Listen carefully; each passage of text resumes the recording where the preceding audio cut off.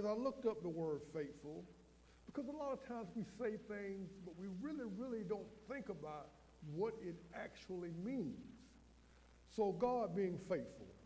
God is faithful means he is true to his word, his promises, and his vows.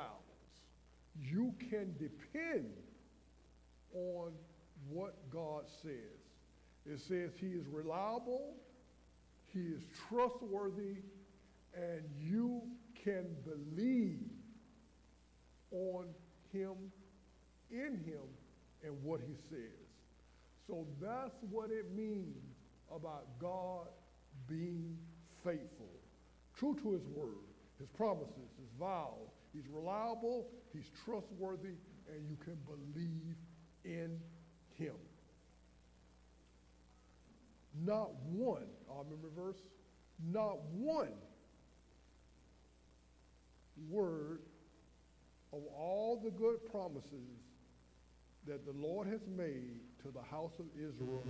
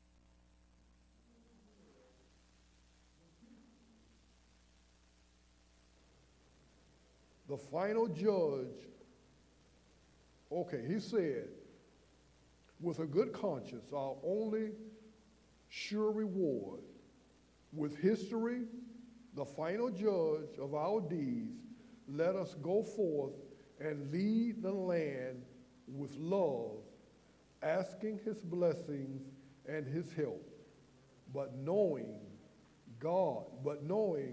that here on earth, God's work truly must be our own.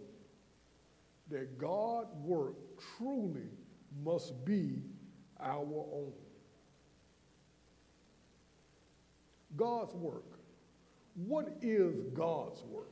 First of all, what is God's work? What is God's work for us? I always say, our only job is to know God for ourselves and to make him known to others. To know God for ourselves, then once we know who God is, make him known to others. God's work, I feel, is he wants the world to know who he is. He wants the world to know who he is. And it starts with his people. It starts with his people. So, in order to have success in this world, God's work has to be our work. God's work has to be our work. As Joshua, the aging leader of the Israelites, sensed that he was nearing the end of his life, he decided to address the leaders of the nation of Israel. Joshua 23 focuses on more than the future and on how to worship God exclusively, only. Joshua 24 reviews God's faithful acts in the past with the purpose to prompt a decision concerning who alone deserves to be worshiped. This week we will study together the first speech of Joshua, in which he glanced back at the victories of Israel, but at the same time traces the path of future success for Israel. It's said that we should always remember how God has led us in the past, because it helps us and strengthens us to go on in the future. All has come to pass. As our memory verse said, not one word of all the good promises that the Lord had made to the house of Israel had failed. All came to pass. What picture, I asked the question, what picture does the book paint of God? And how do these words apply not only to the historical promised land, but also to the reality of salvation? And when we look at Joshua, and I hate this,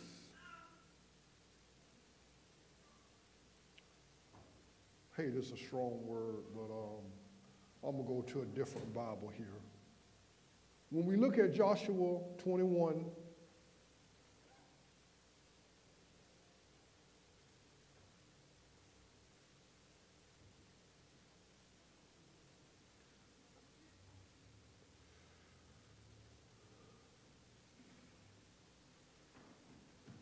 Joshua 21, 43 to 45.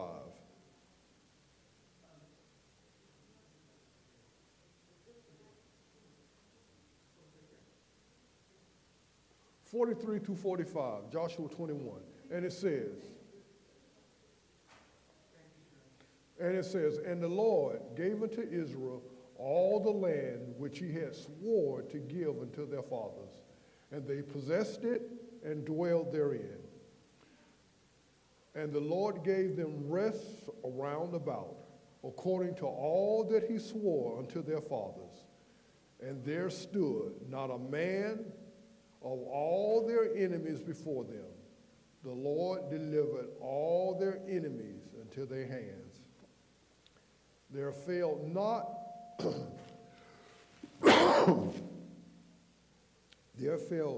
aught of any good thing which the Lord has spoken unto the house of Israel. All came to pass. Everything that God had promised Israel, he had delivered. Everything. And not one enemy stood. And not one enemy stood left in front of Israel and his people. And all Israel had was success and rest and peace. God had delivered as he had promised. Test. Oh, okay.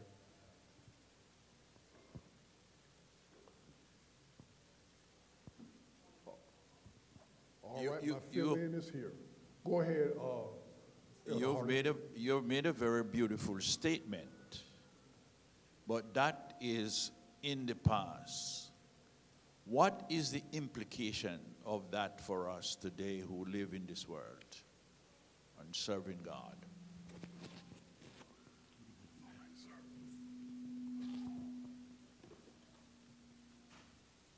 Could you repeat that question, please? The question was, we read the chapter of Joshua chapter 21, verses 43 to 45, where it stated that everything that God had promised Israel was fulfilled. Not a single one failed. And the question was, that was in the past. What is the implication for us today? Good question.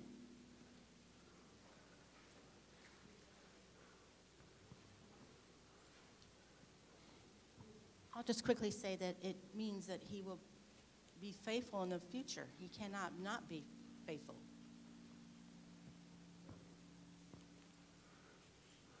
I'm not sure exactly. In the Bible, God says, I change not.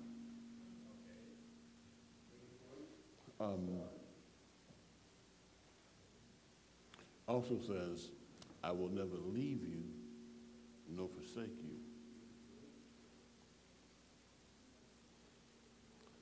Mine is going overtime. I got a ring somehow. It's probably me.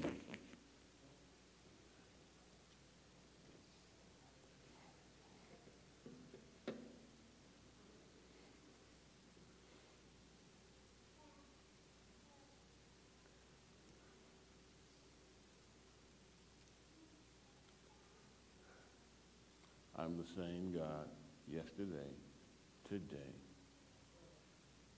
and what? Forever. How long is forever? And it has not even started yet. Joshua was giving Israel an overview of God up to that point. They had seen God work in Egypt. They'd seen him work marvelously in Egypt. They could not deny our word again, faithfulness of God. Because that's what the lesson says. God is what? Faithful.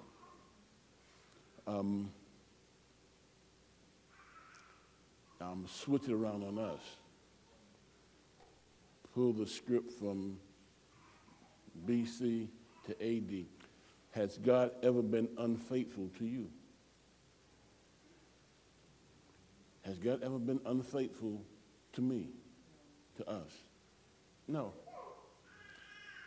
He may not have come through the way we thought he would have, but when we look back on the situation, did we not benefit from how he delayed his answering of prayer? So Joshua is telling Israel,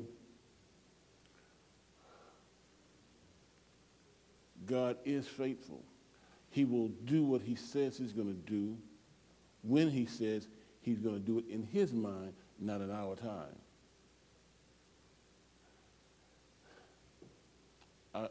I wish I was doing next Sabbath lesson as well, because this is the first of the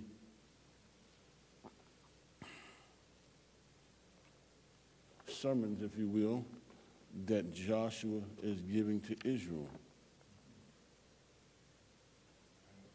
You started on Sunday, right? We're still on Sabbath afternoon, okay. I like the example that they use in Sabbath afternoon with a person that I grew up hearing and seeing with my own eyes, John F. Kennedy. But you can't compare John F. Kennedy to Joshua. Can't compare. John Fitzgerald, may have meant good with everything he put in his mind to do. But to coin a cliche, God is good all the time. He's not sometime he's here, sometime he's there. He's all the time. And that's what Joshua on Sunday's lesson is getting us to see, that everything that's happened to us then and now happening, will happen to us, is all according to God's plan. All according to his plan. I may not like the way he wants to do it, but who am I? Who am I? I'm just a piece of dust. That's all we are. My wife puts this example. You go outside and you pick up a handful of dirt. You throw the dirt up, what's the first thing that comes down? Dirt. What's the last thing that comes down? Dust. And that's me. I'm the last thing to come down, is the dust. So that's what I am, just dust. So I don't have any say in reference to what God has for me. None. I can say, Lord, I want to do this. According to your will, let it happen. But if not, I'm happy the way you want me to go. Think about yourselves. Were you, when you were young, thinking about what you wanted to do with your life? Did you end up the way you want it to be right now? No. My ambition, believe it or not, was to be a physician, a doctor, pediatrician. But how did I end up being what they call in the olden days a G-man? It makes no sense. How can I go from going almost all the way through college, almost all the way to med school, and then come to say, I guess I'll defend the Constitution of the United States by being an Internal Revenue Service employee? Total opposites. How do you end up there? I don't know. God says, that's not where I want you to go. This is where I want you to be. And it's like, but that's not what I studied. Are you questioning me? No, sir. No, sir. I'm not questioning you, God. I'm just asking myself out loud, how did I end up here? And then you're saying, because I put you here. And all I can do is just say, thank you, Lord.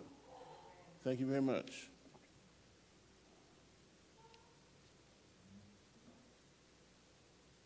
Did that answer your question? Did that answer your question, sir?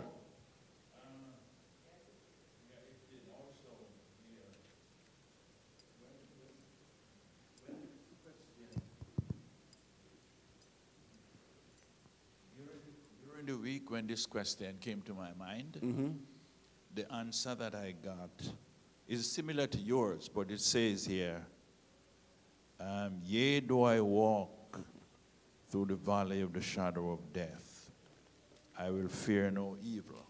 Yes. For thou art with me, thy rod and thy staff, they comforted me, or they comfort me. And the question is, what's the implication for what God did for Israel for my life? And I am comforted with the fact that whatever comes my way, even if it is the valley, if it is the shadow, and if it is death, as long as I am in God's hand, I am safe and secured, and I'm preserved for everlasting life. And I'll put another S to that. I'm satisfied. I'm satisfied. One of the memory texts, not the Joshua 21, 43 through 45, I'm going to 2 Timothy, chapter 2, 11 through 13. Reading from the New King James Version, chapter 2, verse 11, this is the faithful saying, if we died with him, we shall also live with him. If we endure, we shall also reign with him. If we deny him, he will also deny us. If we are faithless, he remains faithful, not faithless, faithful. He cannot deny himself.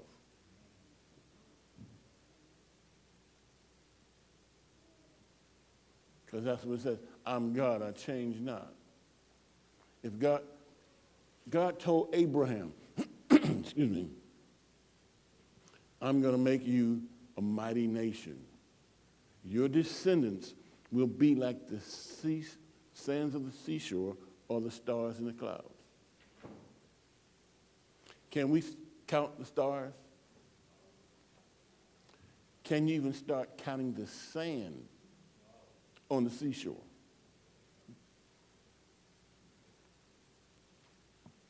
Then you ask yourself, something popped in my brain. Can you even count the hair on your head, the hairs on your head? Sometimes mine fall out. I say, oh, that's one. Probably got two more coming. But, and this is not just my head. It's everyone's head. He knows more about me than I know of myself. And I think I know a lot about me, which I don't.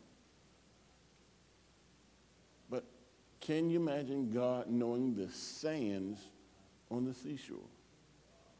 The number of you pick up a pinch of sand from the beach. No, let's do it this way. Pick up a handful of dirt, sand from the seashore, a handful. Mine's bigger, so I might have a lot more. Can you count that? It's just a drop in the bucket compared to all the sand on the seashores around this world. And God said he would make Abraham's seed as bountiful as that. What he told Abraham, go out to your tent, look up in the sky, and count the number of stars. How do you think Abraham felt? Small, very small.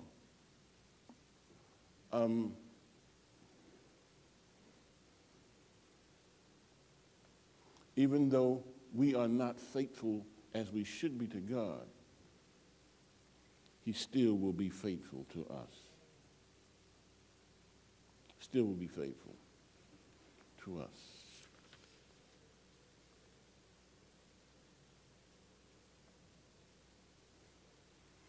Monday's lesson was very interesting to me. Very interesting.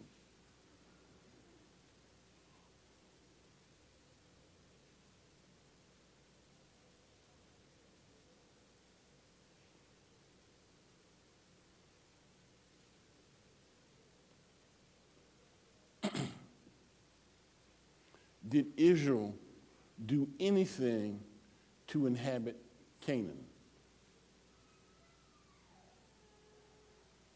No. They were considered the least of everything. How can the least of everything be the ruler of everything that they see?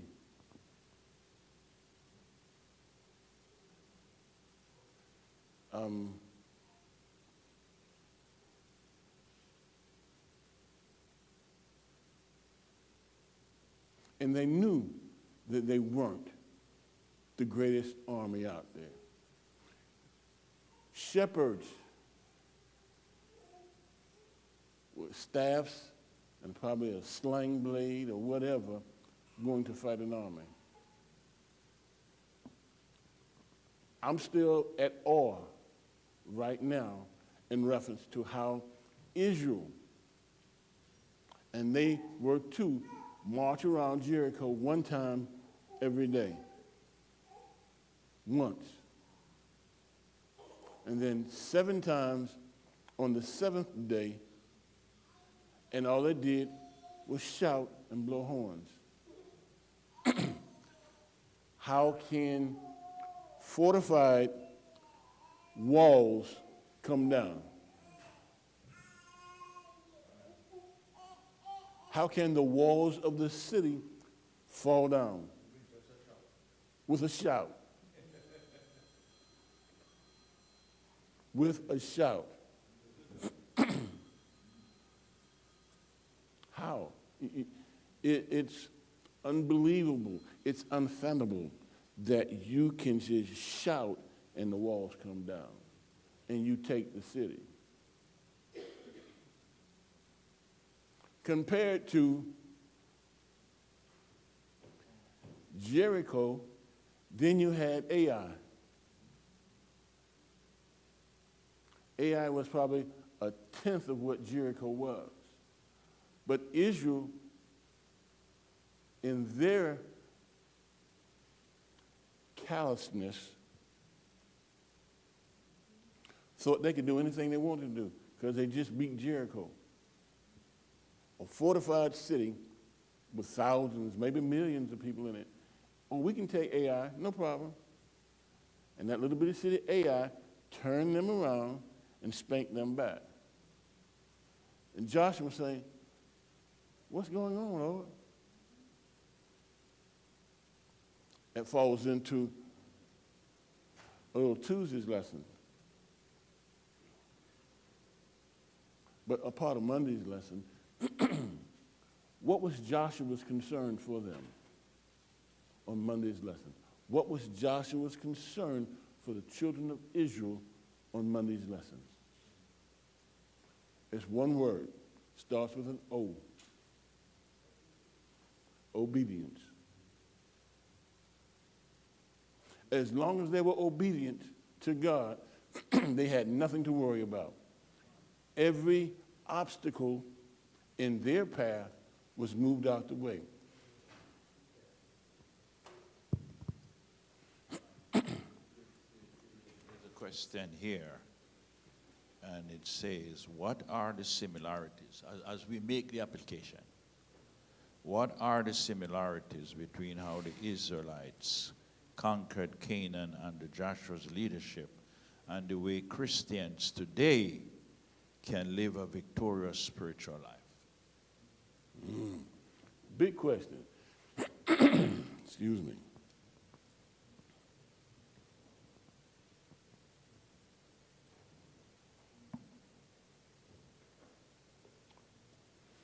What do you think? Turn the question back on us.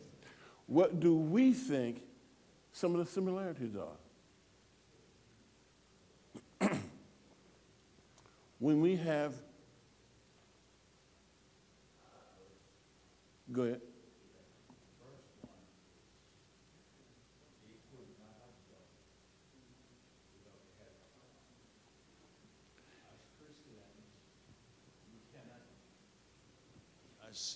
As children of God, we cannot be victorious in our conquest of sin unless we are connected to God. Yeah. And it may have been Paul or could have been Peter. We wrestle not against flesh and blood. It means we fight not against people like ourselves, against principalities, powers of darkness, which we have no idea exist only for our destruction.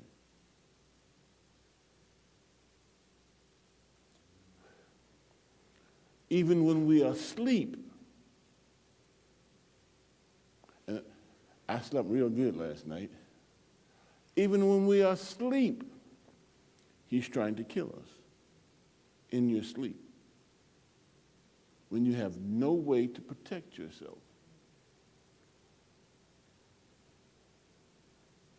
We don't fight a physical battle. Our battle is a spiritual battle.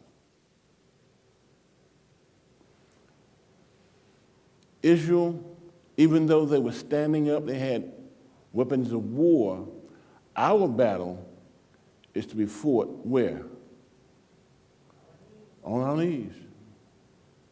Our battle is supposed to be fought on our knees.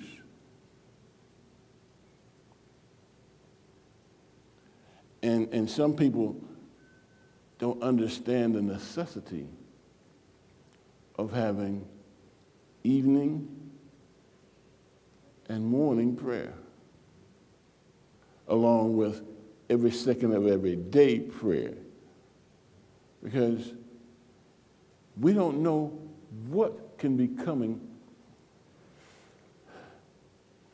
I want to ask my guardian angel, how many times did you save me from death without me knowing it?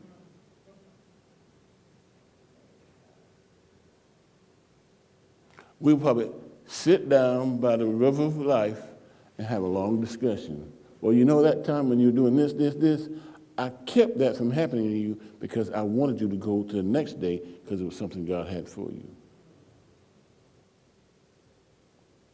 Or remember that time you were sleeping real hard and all of a sudden you woke up because you thought you heard something? I made you wake up and had you to pray. Put the thought on your mind to pray. That's the only thing that kept you right there, because your prayer to God, and he sent extra strength to you to make sure that you were taken care of. Sometimes my wife would tell me, I was sleeping real good, and all of a sudden I woke up and something told me to pray. That's good. Didn't know what it was for, but for her, she was relieved, she was happy she did it, and then come to find out a couple of years later, at a certain time, that same night, something was happening, kept some person without having danger to them. So Joshua's concern was them being obedient to God and having God to be their point of contact.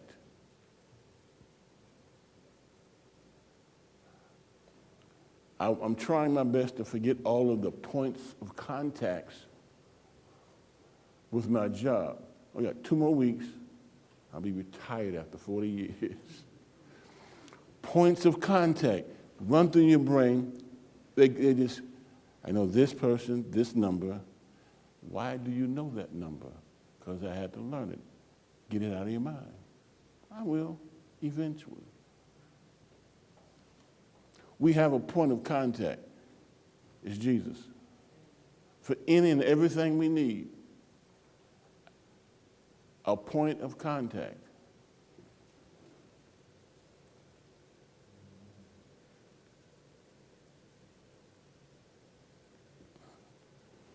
Tuesday's lesson. Clear boundaries. Do we have boundaries? I hope so. I truly hope so, that we have boundaries. Joshua made sure that Israel stayed in contact with their boundaries and made them clairvoyantly clear to what their boundaries were.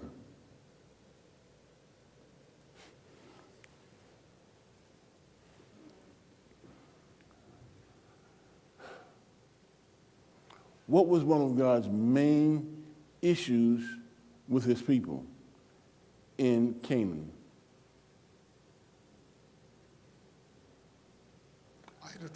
Idolatry. Idol worship. Idol worship. What brings on idol worship?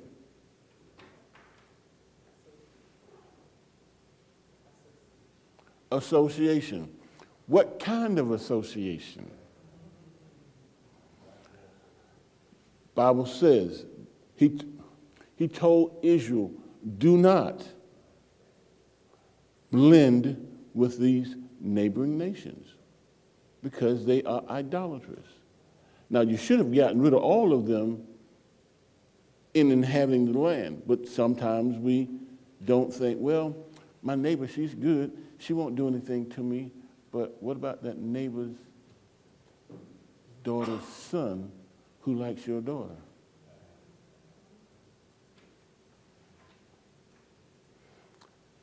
God said, do not co-join with them, because when you co-join with them, he was talking about Solomon later on. What happened? What happened to Solomon? I mean, the wisest and one of the richest kings there was. You think because he's wise, he will make good decisions, right?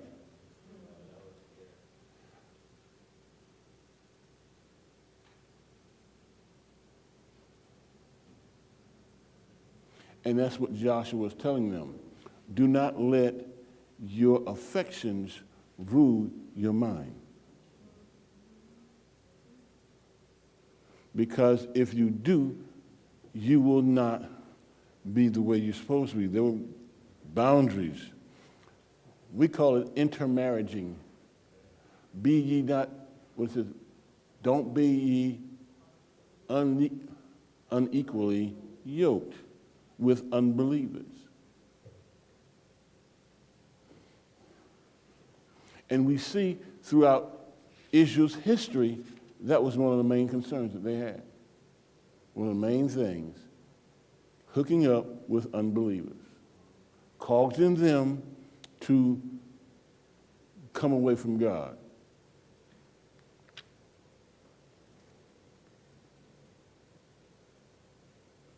Any questions on Tuesday's lesson? Before we go to Wednesday's lesson.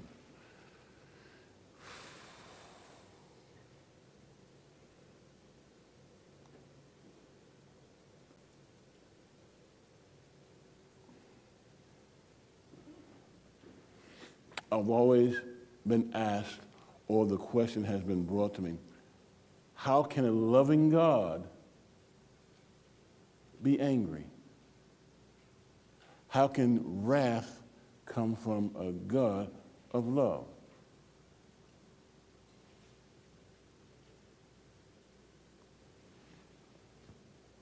Had Israel seen God's wrath,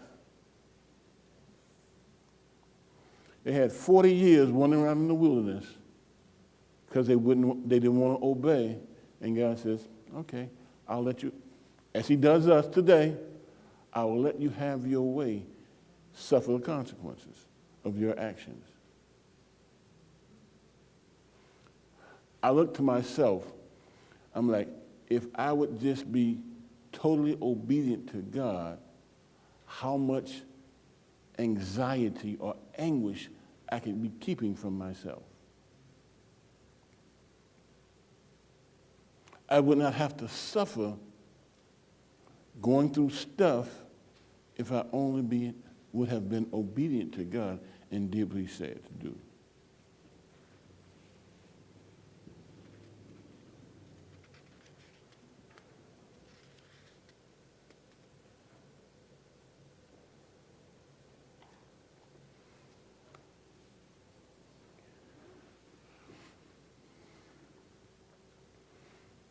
Has God ever been angry with you in your life?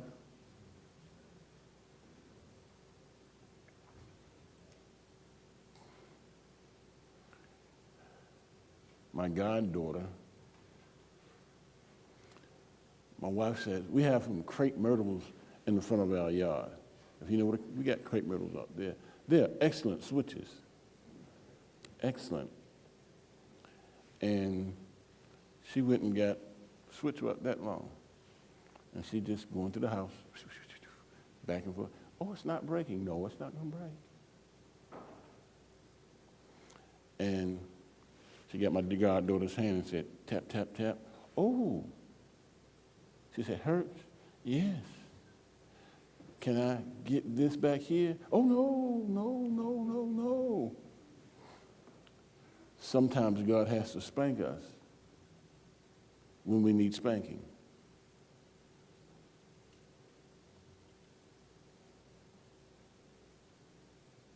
Even David, good King David,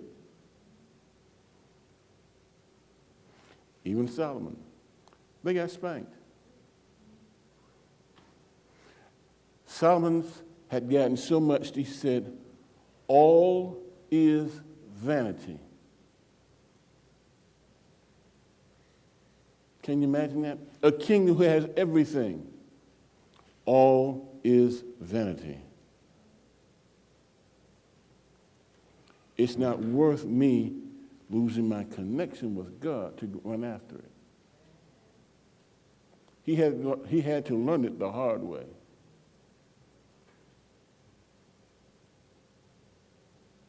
Real hard. But God can get angry with us. He got angry with the antediluvians. We're not talking about the last part of Genesis. Within the first 6 chapters of the book of Genesis, God says, I'm going to destroy it all. Not the first 30, but the first 6. He wiped out everything and everyone except for Noah, his family, and his family's family. 8 people. 8 people out of the millions that were already on the earth. Just 8. Does that give us any idea in reference to the angriness or the wrath of God? I repent that I made him. And Adam was the crowning act of the creation. But there was an equation that God knew about. Now you ask yourself, how can we love such a wonderful God? And he knew we were going to mess up before he made us, but yet still he made us anyway. Is that love? Yes, that's love. Thursday's lesson. There is an answer to our equation. Cling to God or don't let go of God. Don't let go of him. If you have him, hold on to him. What did Jacob said, I will not let you go until you bless me. That should be our main desire. We will not let go until God blesses us. I'm not talking about just a blessing here or whatever.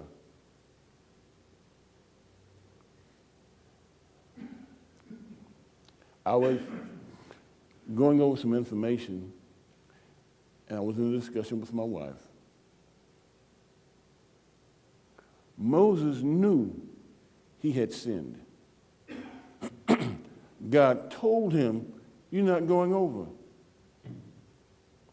But I want to go over. You're not going over.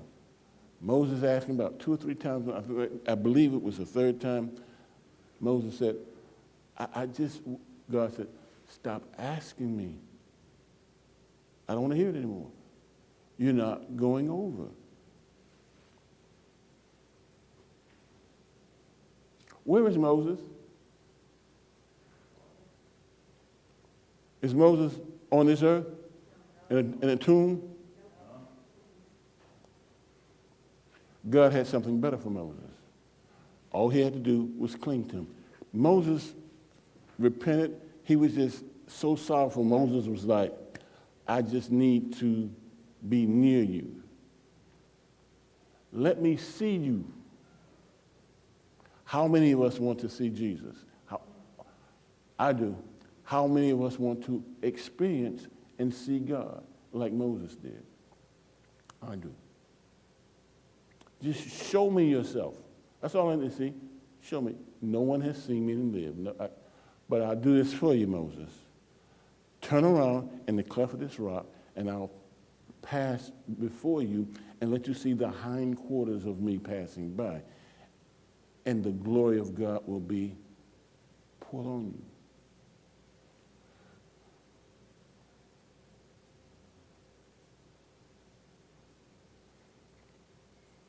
Can you imagine the joy that Moses had with Christ on the Mount of Transfiguration?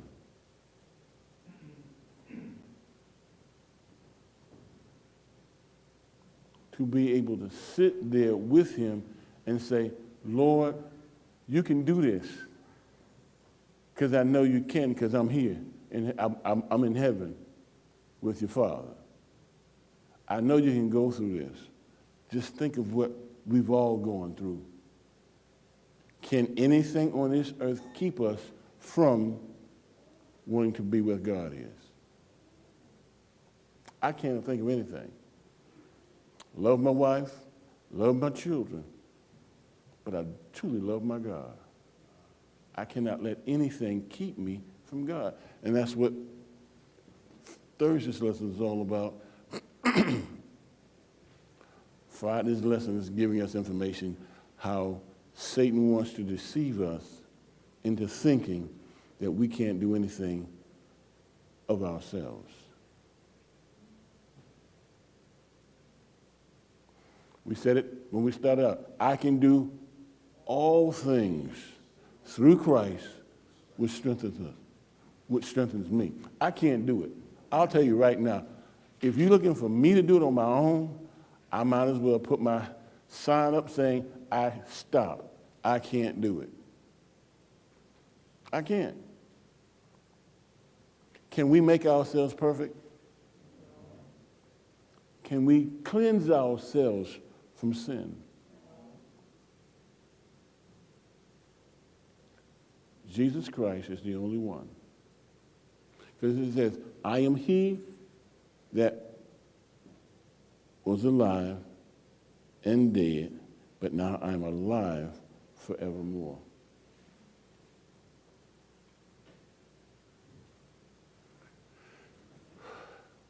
I wish I would have been around when Joshua gave this first speech to Israel.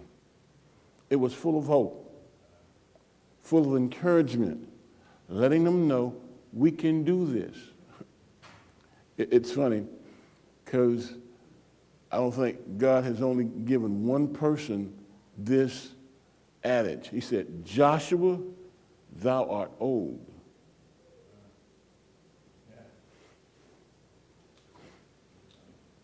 But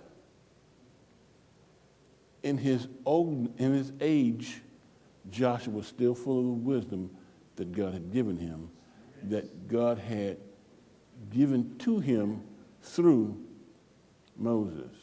The same power that Moses had, God bestowed upon Joshua. The same power that Christ had while on this earth, he gives to us. Don't we want to live righteous before Christ?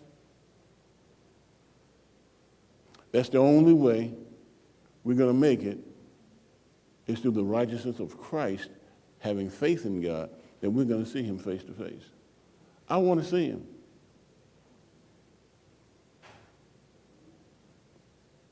I want to see him. Any questions on this week's lesson that anyone had that we didn't discuss today?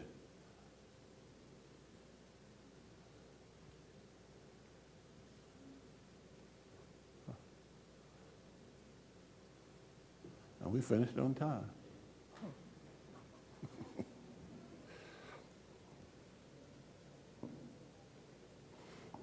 Is God faithful?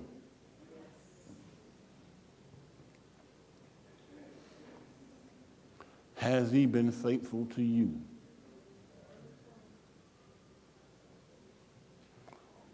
Or can I say, will he allow us, no, will we allow him to be faithful to us? We have a choice in this matter, to do or not to do, to be or not to be.